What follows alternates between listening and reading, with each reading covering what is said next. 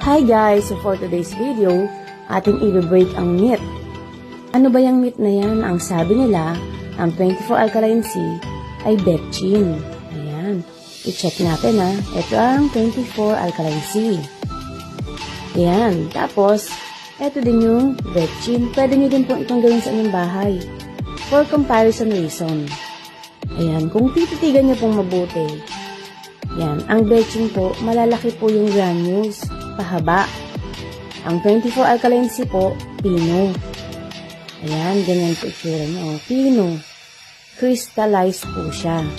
Kaya, makintab. In the event po na mag-iba yung color ni 24 alkaline sea, it's okay po kasi all natural siya. Kaya, very sensitive po siya sa temperature. Pag uminit, lumamig, normal lang po na nag-iba po yung kulay niya. And don't you worry, same pa rin po ang potency. Ayan po ang betchin. Mahaba po yung granules. Ang 24 alkaline sea po, i-check po natin naman pagdating po sa pag-dissolve sa water. Parehas natin silang ilagay sa tubig. Kung makikita nyo po, kay 24 alkaline sea, kakunti nga lang po yung tubig na nililiquid. Then bilang tayo ng 10. 1, 2, 3, 4, 5, 6, 9, 10. 1, 2, 3, 4, 5, 6, 7, 8, 9, 10.